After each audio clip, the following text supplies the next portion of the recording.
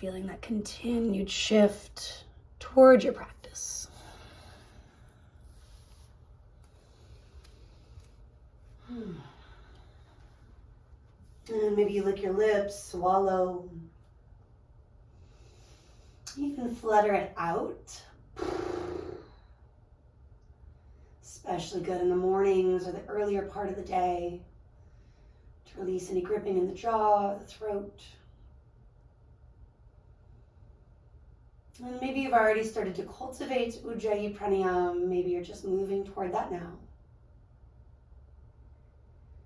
You know, at least one of you is healing from a respiratory thing. So if that is something you are dealing with, as I get a little congested, do make sure that you are breathing however you need to, which can include lots of exhales through the mouth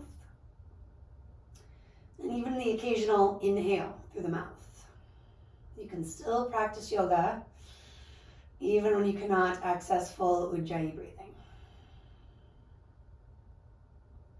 If you're able to right now, wonderful. Maybe weaving in a little pause at the top. And then in turn, that subtle pause at the bottom.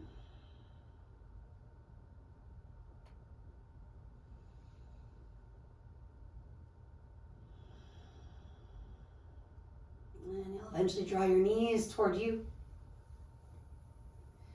Take a few rocks and sways side to side.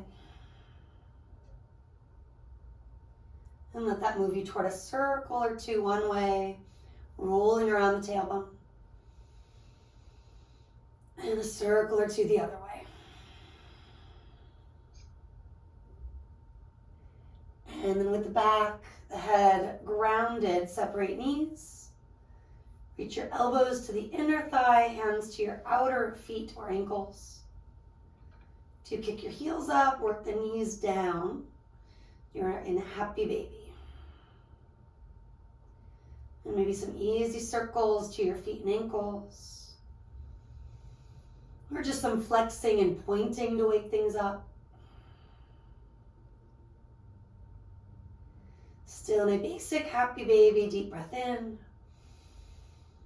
Feel the navel hug in and up, full breath out. And deep breath in. And then exhale, knees come toward the chest. And get particular here for a moment. Aligning your knees hip bone distance. So there's maybe an inch or two between inner thighs, inner knees. Inhale, let the thighs move away from you. Exhale, ease the thighs towards you. Just a couple more. Hands maybe slipping down toward the lower shin bone as you do. Helping to relax your shoulders, your neck, maybe your face a little more completely. Last time, deep breath in. Decompressing as you breathe out. Now keep that action even though it's a bit more subtle when we're not pulling with the arms. Feet come down to the ground. Grab your strap. And if you didn't get the info, we're using a strap quite a bit today. Get creative if you need to get a scarf, a belt, a typically men's tie could work. Now put that strap around the ball of the right foot. Relax the head, the shoulders, even the hands a bit here. And on an exhale, send the right heel up, the right hip down. Inhaling to bend. Exhaling, straighten. Keep going with that. Roughly 4, 5, maybe 6 in total. If you haven't been counting, take another cycle or two. And then you'll hold when the right leg straightens, maybe not completely straight, but moving toward it. Point, flex that foot once or twice first, waking things up. Emphasizing the baby toe, moving toward the outer right hip. Maybe circle your hands on that strap and loosening up the palms, the grip of the fingers. Even a little tuck of the chin if your neck started to crank like mine did. And then do slide the left heel forward and long if you haven't. Roll that inner thigh down, reach the toes up, maybe returning to pointing and flexing now in the bottom and or top foot. And think of hugging those two hips toward each other, squaring, scissoring the legs toward one another. You can again bend and straighten once or twice. This is where we tend to claw or sickle the right foot. Do wake it up if so. Let it be about stretching the calf, the hamstring, the area where they meet behind the knee. But not feeling like you have to do anything strenuous to get there. With your exhales, maybe drawing the thigh a little closer towards your body like you did when both knees were bent. Could be a lot more subtle or a lot more obvious, but just allowing for another few breaths. And for some yogis, the thigh is really close to the face. If you're more like me, a little stiffer generally speaking, the thigh is still several inches. There's no nose to knee happening in my body, for example. I'm going to take that strap into just the right hand, left hand to the top of the thigh where it meets your hip. This leg can start bent. Could also work toward an extension sooner than later. And you're taking that right leg right. Maybe reaching and tipping your head at some point left. And I'm circling my right hand on the strap, hiking the right foot a little further back. You might also send the right hip a little further forward if it started to hike towards your shoulder. And any additional bending and straightening of the right leg, even bending and grounding of the left knee, left foot. Do note the core is still working to your benefit here, drawing the navel in as you breathe out. Last exhales. Letting gravity help you stretch while still maintaining the stability through the core, the left side of you. Now that left palm could always spin down to help you in these transitions. Bring the leg back up. Notice the neck, the lower spine. Can you find the natural curves without exploiting them? And do switch sides, maybe shaking out the right hand, give it a little extra love. You're going to reach the right arm eventually right. You can always start with the right thumb at the right hip, send it forward and down.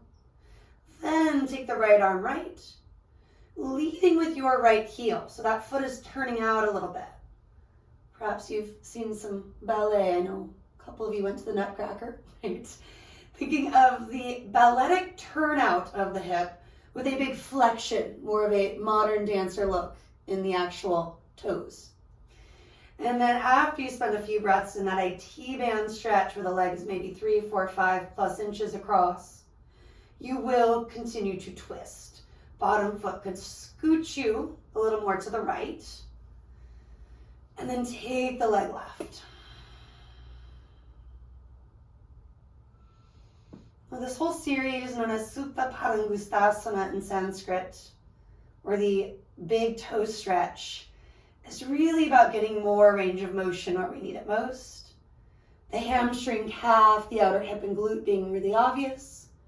And the twist that might travel into the mid, upper spine, even the connection between the chest and right shoulder.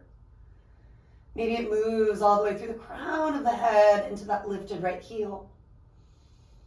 From the tailbone to the top of you. Take another sigh, maybe 2, just allowing. Propping, even if it's only for a couple of breaths, it's worth it. Bringing the posture to you, the earth to you in certain moments. Now completing side 1 will take it all to center eventually. You could, of course, simply stretch here. You could add a little core, which is not part of the more traditional series as I've learned it. Rolling it up, nose toward that right knee. And maybe roll it down for the first few. Exhale it up. Inhale it down. If you have the tendency to crank with the hands, consider supporting the neck or reaching to make things maybe harder. From there, maybe floating the left heel up slightly from the floor where you can barely tell it's elevated. Softening spots, quick to react. See if you can just hold for another breath or 2. Putting in that effort, but still letting go somewhere, somehow. A little bit of ease. Now we roll it down, we bend the knee. Ditch the strap for a few breaths, a full 30 seconds plus. Pump the legs like you did before side 1. and or rock, sway, circle a couple of times each direction. Knees bent, feet flat. Maybe a little wiggle, sway, even pressing with hands on thighs. Noting it is very normal, very typical to feel incredibly imbalanced right now. You've confronted one whole side and not the other. So unless it's a really urgent matter, stick with me through this next side, right? Even if that's all you did today, to both sides. Take the strap around the ball of the left foot. Evening things out requires a scan, that internal check-in. And then bending and straightening several times from here. Pushing up through your left heel. And maybe a bit more actively down through your whole left hip, the back of your own head, shoulders, etc. Some additional pointing and flexing to kind of wake things up. Talk to that baby toe side. Can it make its way toward the floor, towards your own outer left hip a little more? Maybe you include a horse breath. If, like me, this is your stiffer side, let it up and out. Eventually slide the right heel forward and long. Think of rolling the inner thigh down, reaching the toes up. Maybe some more of that pointing and flexing in the bottom and or top foot. At this point, I'm wrapping that strap around my hands to actually loosen up the fingers, the grip. And a little more of this squaring, scissoring quality between the left, the right, the top and bottom. Last few exhales, maybe the thigh travels closer, maybe not. Breathing out the soreness, the stress. Even when you try to have a more mellow holiday season, it is rarely the case. People are driving around, running around, often like chickens with their heads cut off, right? So even when you're trying to stay in your lane, keep your peace, you might need a little more pranayama, a little more of a breathing practice. We can't always get on our mat for 60 or 75 minutes, but we can often breathe deeply for a couple of minutes. With that said, take the strap into your left hand, right hand to the right thigh, pressing that region down, opening up the inner left leg, the groin. Now, this is where we don't want to get greedy, right? Sensation can be overrated. Perhaps you start with a bent knee, or even two bent knees, and then it evolves gradually, further or not. Bringing the earth to you, I mentioned it in the twist, not so much on side one per se, because sometimes when you don't feel the need, you forget, right? All the different options. Reminding yourself, even when maybe I don't include a certain modification or variation, that you can change things up, moving not only intuitively, but with that wisdom from many months, years of yoga practice. Maybe it's more information from your physical therapist or doctor. Take the leg to neutral. Switching hands, still working with this left leg, but now focused on the outer hip, glute. Talked about the nutcracker, right? Turning your whole hip leg out. And we don't have to go as far as a ballerina, but 45, 50 degrees or so. Flexing the foot, more the look of a modern dancer, maybe a tap dancer. A little scooch, reaching and revolving.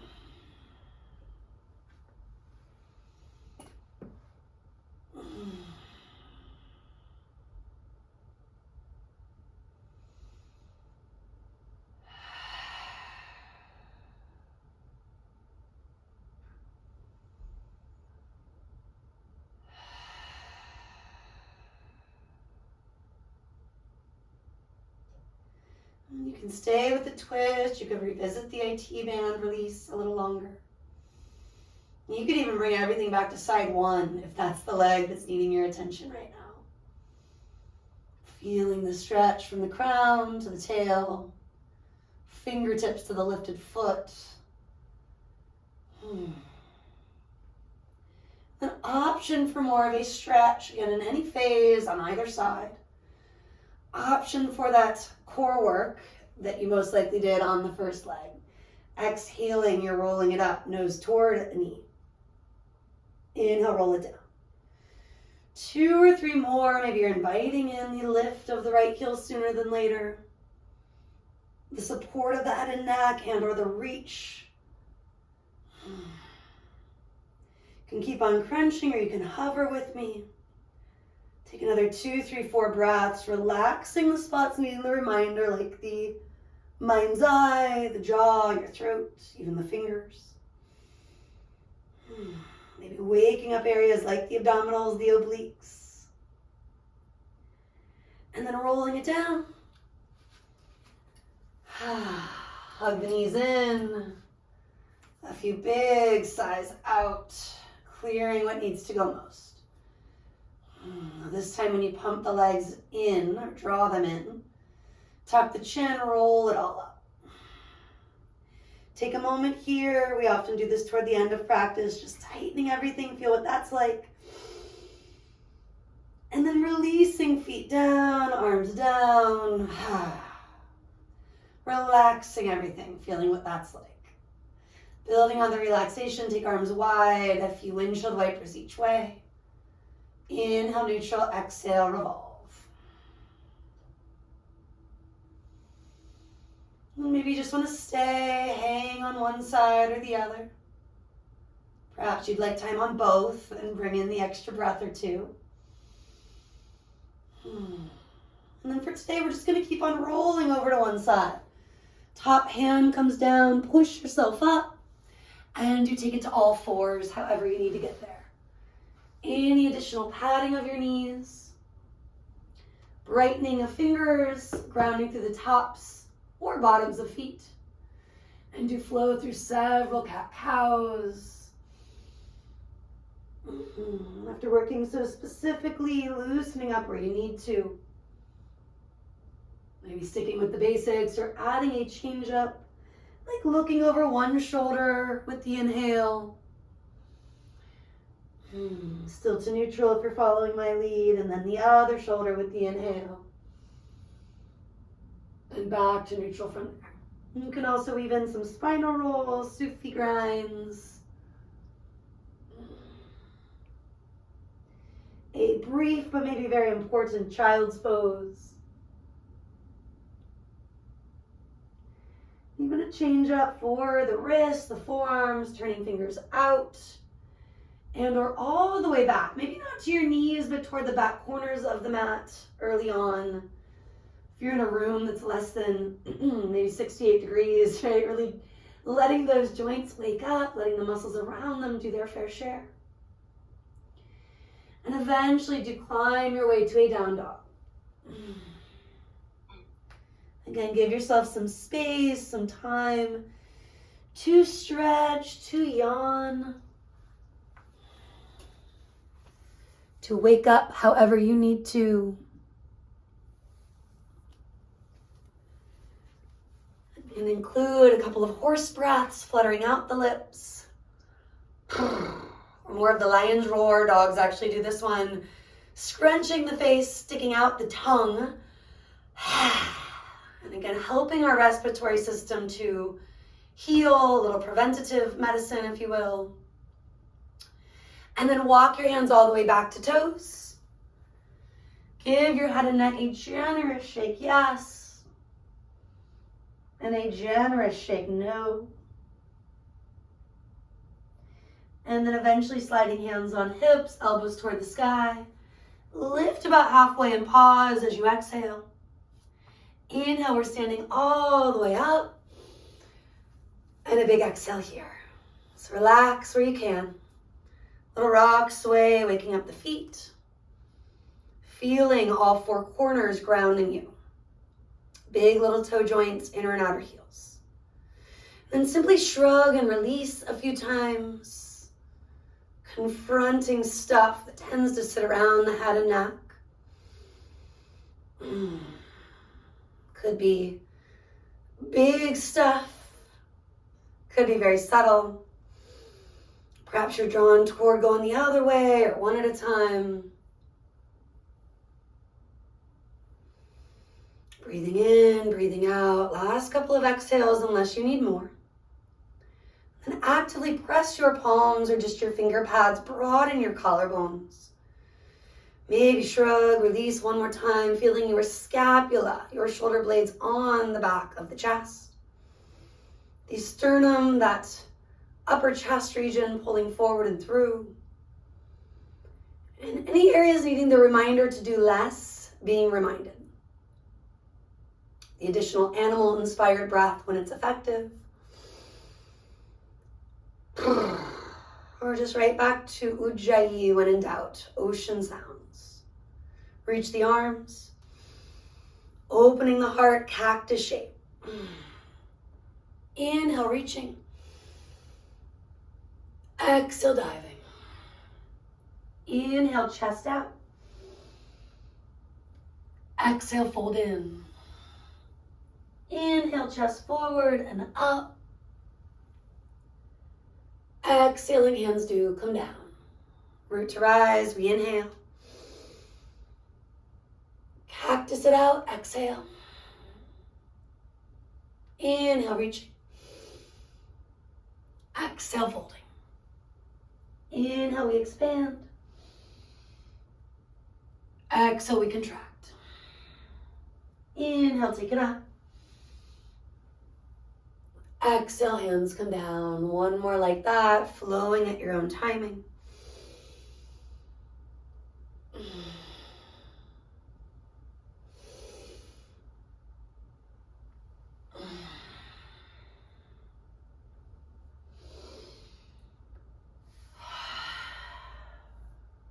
Bring it back to neutral.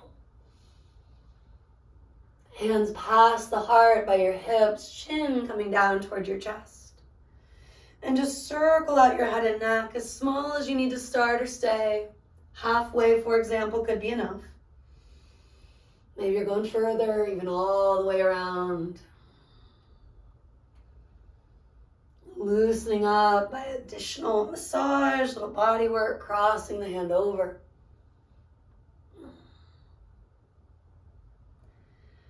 And as you continue to release what needs to go, you'll roll the head, the neck back up. Big inhale. Exhale. Grab your trusty strap, or whatever you're using as a strap. And before we make things harder, loosening up the chest, the shoulder region. So give yourself plenty of space. Now, the more petite you are, the less space you might need. It also could be an issue of the soreness factor, right? If you did a hard workout or you've been maybe traveling a lot, this area can get very rigid. Inhaling, arms up. Exhale, hands back and down. Now, as you do that, notice the wonky stuff that might happen in the neck or lower back. Feel the natural curves without overarching, without dumping in. And if it's coming easily, maybe walk hands a centimeter or two closer. If you're having to kind of wiggle your way through it, hands at least a centimeter or 3 wider. 5, 6, 7, where you simply flow. Breathing out that sticky stuff that needs to go. It might be physical, it might be emotional, often a combination. And maybe this time when your hands start to move back behind you, you add a subtle twist, a little turn one way or the other.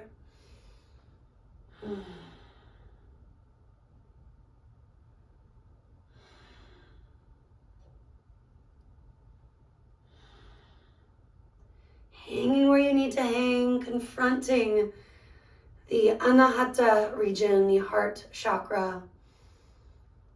Also considered invigorating, heat building, lots of good stuff through the fall and winter months. It is the solstice. Allowing for those seasonal shifts, which can include a change up in how you practice. Let's ditch the strap for now. But there will be a little more of that the next few months if you're practicing with me. Shake the hands out, maybe bring the arms up, raising your energy. You can keep on shaking or just soften arms back down. Any additional rolls of the head, neck, shoulders, wrists. Another breath or two, releasing where you need to most. Let's Bring in peace fingers, physically and energetically often helpful.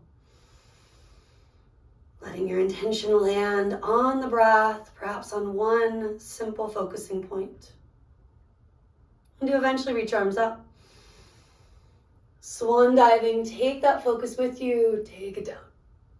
Inhale, chest forward, thighs back, maybe adjusting feet closer or further based on needs. And you start to walk it out toward down dog from here. Enjoying the transition. Adding some stretching, yawning, even movement of your hips and heels side to side. And if what you need is to rest, you rest. If what you need is to start to fire it up a bit, that's where we're moving. Flowing forward, come into a plank. Brighten your fingers, try to stack your bones. Shoulders can always go just back of wrists if that's what the joints need. Now maybe knees down for the first yoga style push-up. Take the inhale. Exhale, lower about halfway. Inhale up, plank. Exhale, press back. You can take a puppy dog, hips high, heart low. Or of course a down dog from there. Flow it forward, plank, or of course the variation on the knees, still challenging. Exhale, halfway, navel to spine. Push through that thumb, first finger, come on up. Pull, drawing it all back to your dog of choice. 2 to 3, firing things up from the inside out a little bit here. When we're feeling stuck, especially emotionally, it's often movement that helps. When we're feeling overwhelmed, maybe a long laundry list, it's often a combination of movement followed by some stillness. So considering that, you could do another push-up or two. I'm going to happily demo puppy dog. Resting, bringing in a prayer-inspired shape in this puppy dog. And just receiving the benefits of your work so far. Checking in, where did the mind go? Can you anchor it back?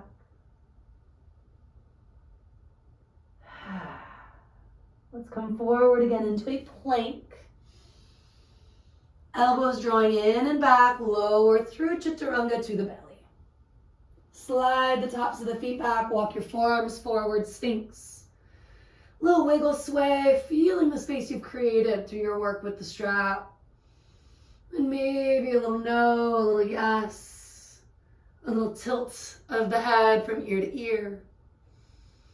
Maybe you want more of those full or half circles you did upright. And then thinking about the inner tips of the shoulder blades pressing forward, the tailbone reaching back. Ground down, lift up, maybe look to the bridge of your nose. And exhale, let it go. Deep breath in, full breath out. Windshield wiper or two each way. Come back to center. Prepping for cobra or all the way toward up dog after a long, nice warm up for the back bend. Rooting and rebounding. And any sort of no, yes, maybe. Inhaling and exhaling. So right away, maybe you want to flow a couple of times through that vinyasa. Putting it together, plank, chaturanga, up dog, down dog, or the variations, the modifications that make sense. Maybe you're just resting or revisiting something we did earlier on. Empowering yourself to do what makes sense right now.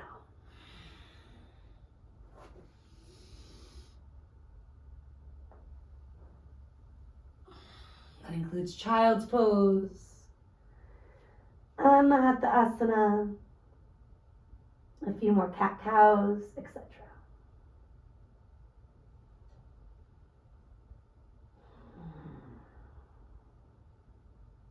Take one more big breath in.